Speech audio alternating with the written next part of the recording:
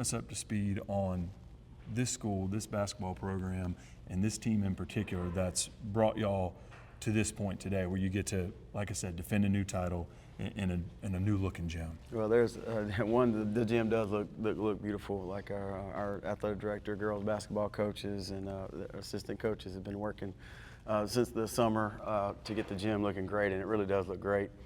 We're we're blessed to be able to try to defend a title. A lot of great teams have came through here, both on the boys and the girls side, and we got 29 banners in this gym and only 7 championships. So there's 22 teams that didn't quite get it done, and we were blessed that the ball bounced our way and we got it done. So we're gonna try to make our community proud and work as hard as we can to defend the title. A lot of history that you mentioned that has taken place in this gym. A lot of great teams, not only boys basketball but girls as well. But looking at this team, this year's edition of Plainview Hornets, last year averaging just a little bit over 70 points on offense, allowing teams just over 50 on offense, very consistent throughout the regular season and the playoffs. What style of team is this 2025 Plainview Hornet basketball squad going to look like? Well, I mean, that's kind of what we've in the preseason trying to find out. We're trying to find out the best way to win.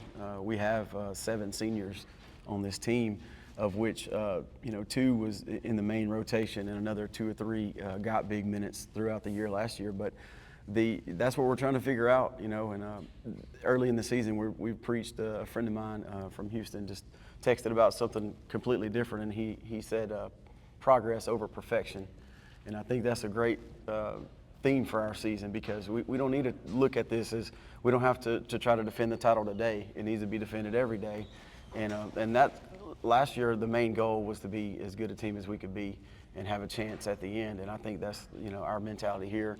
We are when we play fast, when we play slow, we're going to figure it out. We're going to figure out the identity of this team. But one thing I know about the identity of this team will be toughness. In particular, with 7 seniors, that's a great thing to have going into any season. What do you think uniquely with that senior class and the experience that they've had with success throughout their high school careers? What has that brought to y'all in the preseason, throughout training camp, and what do you think that will bring to you this season, having that much leadership in your locker room? I think even though there's not not completely all of the seniors have had leadership on the court, I think you have to look at the last 5 or 6 years in practice. We have very competitive practices. Last year, we have very competitive practice this year because we have so many guys. I think we played 11 people in the Jamboree the other day. So we have so many people that can get in the game, so many people that can do different things that I think that these seniors that are lacking in-game experience will grow really quickly because they've seen a lot of basketball. So you talked about some of the toughness and that attitude, the approach that they bring. What is the brand of Plainview basketball as you've seen it, as you've experienced it, and the way that you want it to be seen around the state this year? What is Plainview basketball? Well, Plainview basketball is the Plainview community. We're a group of tough, resilient people. We live out here in the country. We all work for everything we get on the girls' side, the boys' side, and even outside the community. Our brand is toughness, and that was long before me or any of the coaches here. It's just how it's kind of been over the years. It's fun to go around. Someone that's from Plainview, I've heard stories. From I was just at the state tournament. An older gentleman told me a story about the 1964 or 65 team coming down to the big Lake Charles American Press tournament, and they walked in and they were getting made fun of because they were small, and they knew it was a small school, and then they ran everybody out of the gym, and he remembered that from years ago. So I try to tell our students and our players that's the brand that we have to uphold. It's not something that we've done or set. The 1965 team, the last team to win it on the boys' side, was called the Hustlin' Hornets in the newspaper article. And so that's the brand that we're basically just working hard to try to live up to it because this community is very tough, resilient, hardworking people. And speaking of that community, not a new gym, but a very new-looking gym, and it kind of gives you that attitude of got a new season, got a new opportunity to do what we did last year to match that sort of success.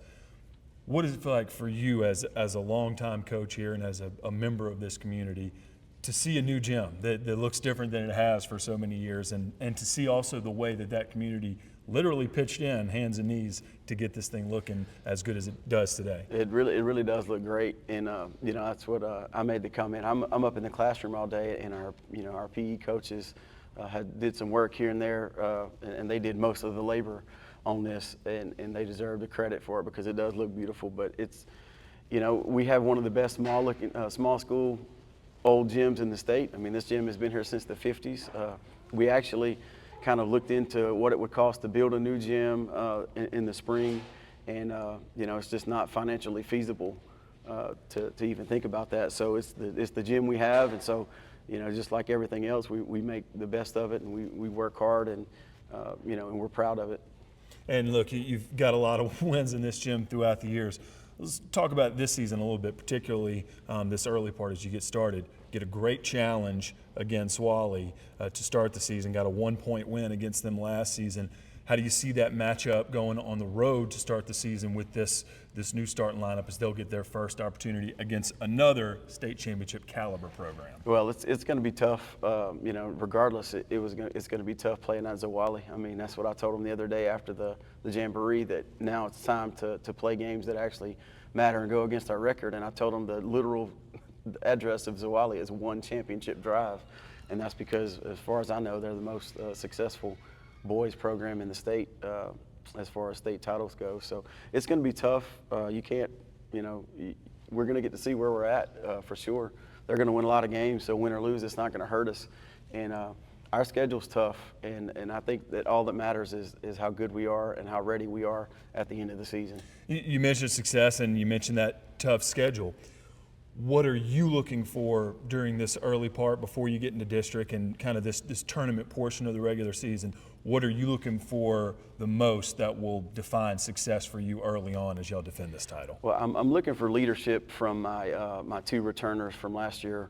Both started quite a few you know, all games, and then averaged double digits. So I'm looking for leadership from those two.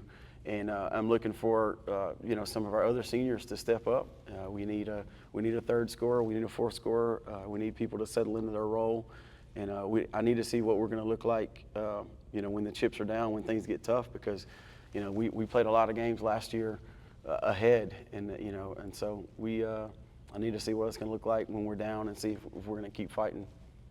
So we've talked a good bit about the past. We've talked a good bit about the future. What's this offseason been like for you? How are you feeling, not only as a coach of the team, but as a steward of this program? I'm ready to get started. I'm ready to see how much this team can improve, because I know it will. There's a lot of talent on this team left. This group, growing up, this group without, every other year we got to play without this group in 5th and 6th grade ball and junior high.